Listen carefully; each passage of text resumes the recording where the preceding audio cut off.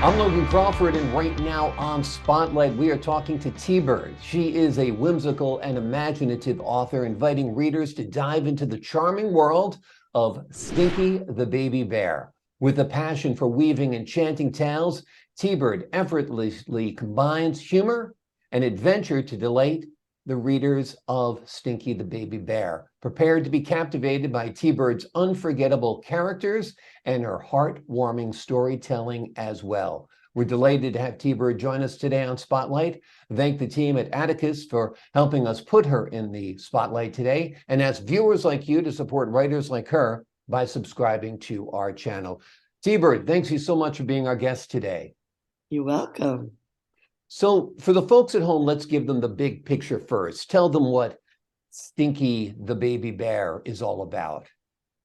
I like to write books that help children, get through life and enjoy their life in case they have any type of challenges. I like to help them overcome the challenges with a fun book. And Stinky the Bear is about a little bear that doesn't like to take baths. And it's so funny because his brothers love to take baths, but he just loves to play. He likes to go fish, run around the forest, and just play all the time. And he doesn't really want to take baths. So one day he saw the bees coming, and bears love honey. So he followed the bees and he saw this beautiful beehive.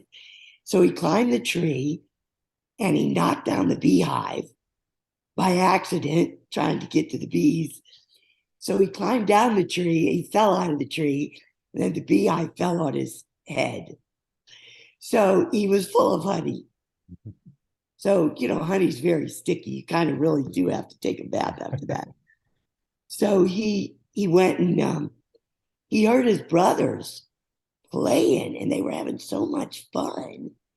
And he went and peeked in the window, and his brothers were in the bathtub with a bunch of soap and bubbles, having so much fun. So he climbed in the bathroom window, jumped in the bathtub, and then he had fun with his brothers playing in the bathtub with bubbles and soap and toys. So he had so much fun. And then he got all cleaned up and he said, "Oh, I feel so good now." And his mom got him some nice fluffy white towels. And she said, "Oh, Stinky, you took a bath." And he said, "Mom, my name's not Stinky anymore. It was rough and tumble." So he said, "I'm not Stinky anymore."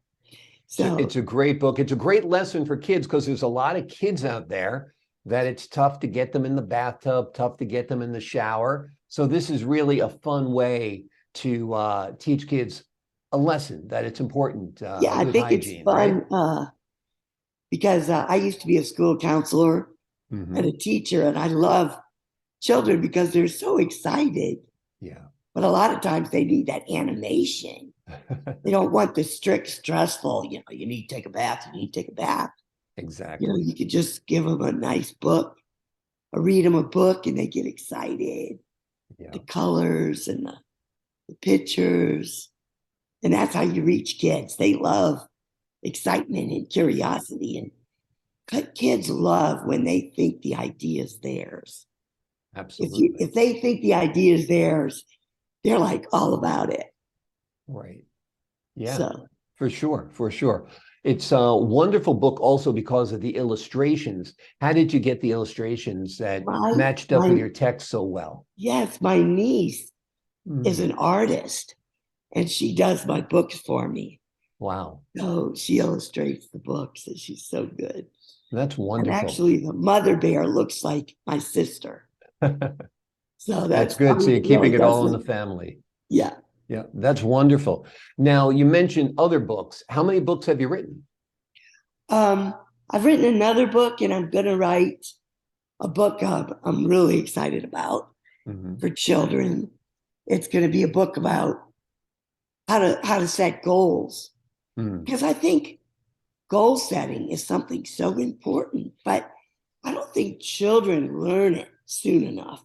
Right. Because I was teaching fifth grade and they didn't know about goals. And if you could teach a little kid about goal setting, and that it's so important to have a plan, or else if you don't have a plan, it's like, not having a GPS. You're trying to get somewhere, but you don't know how Exactly. to get there. Yep. And a lot of times it's reverse engineering, Yeah. which is a big word for kids, but it means you go to where you want to go and then you just go backwards.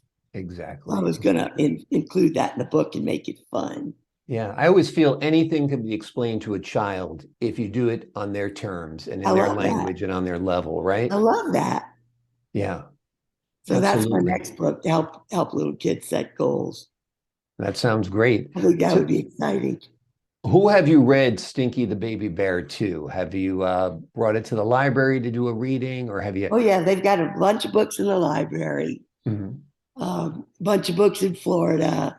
We sent a bunch of books to Florida. Great. So they're all in the libraries right now, and then we're going to put it on Amazon. So it's Wonderful. pretty exciting. Yeah, it is exciting. It is exciting. Have you read the book to any kids? Oh yeah, I love to read the book to little kids. Eh, I'm going to send one to my new grandbaby. I just have a new grandbaby now. Oh, So congratulations. thank Congratulations. you. That's wonderful. That's wonderful. So what's the reaction been like when you read it to the kids? Kids love it. There's this scene in the book where it's so cute. It's like my favorite page where the mother bear is trying to get Stinky to get in the bath, but she can't do it. Can't really force somebody to Yeah, do stuff, right? So she takes all the kids down to the store where a duck owns the store because a duck loves water, loves, water, right?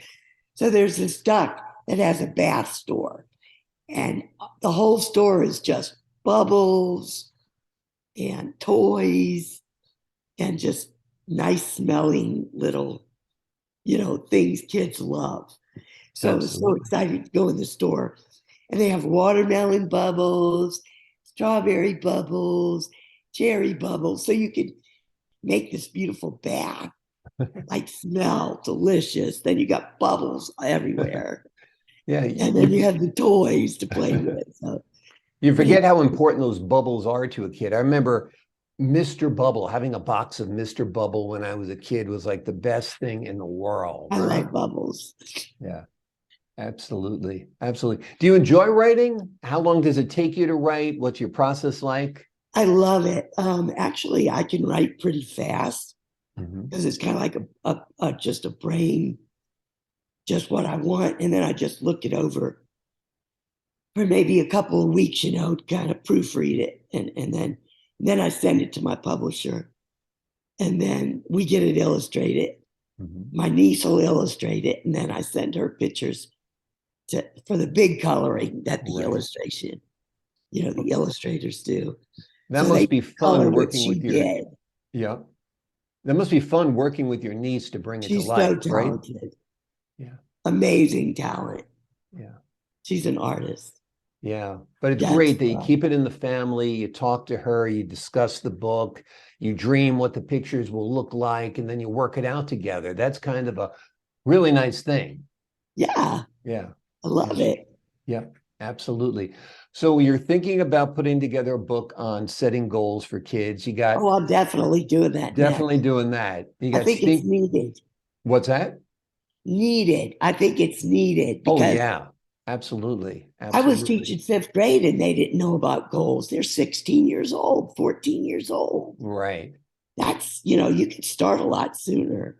Exactly. Exactly. So it's pretty exciting. Yeah, it's helping them put together a roadmap for their lives. If you're not setting Yeah. goals and keeping track of those goals and seeing what you're accomplishing, you don't realize the traction you're making or the traction you're not making, right? I had a little kid I used to tutor and he was so cute, but he couldn't read Mhm. and it was really stopping him. And I taught him about goals Mhm. and I taught him about looking up words because his big thing was he didn't understand words. So I said, the dictionary is your best friend. Yeah. So he'd look up words, and he took his grades in literature from a D to an A in like a month. It was just so quick Wonderful. that he learned how to write. Yeah. Because he looked up words, he looked up definitions. And then the last day I went to his house, he put this note on his fridge and it said, "Goals are magic." Wonderful. So I'm gonna write, put him in the story. That's very Goals are satisfying. magic. Wonderful. And know what I'd like to see? I'd like to see Stinky the Baby Bear made into like a movie, whether it's animated or live action. I think it'd be great. What do I you would think? love that. Yeah. Yeah. Have you envisioned that at all? I am now. That's awesome. Okay, yeah. I think it'd be a Thank great you. video for kids. They love books and that's great. They have their place, but they're so attuned to like their phones nowadays and to Oh, videos anime. online. Yes, If they they love it. watch Stinky having fun with those bath bubbles, I think they'll be more likely to get wet and get under the water, right? Oh, awesome. Thank you Yep, so much. absolutely. Well, the name of the book is Stinky the Baby Bear. It is written by TBird. It's available wherever books are sold, and it is delightful. It is a tale you won't want to miss. You're going to enjoy reading it yourself. You'll definitely find the tale very, very humorous, and your kids will love it as well. TBird, thank you so much for joining us here today on Thank Spotlight. you. Pleasure is all mine. And to the folks at home, I'm Logan Crawford, thanking you for your time this time. Until next time on Thanks, Spotlight. Logan. Thanks, TBird.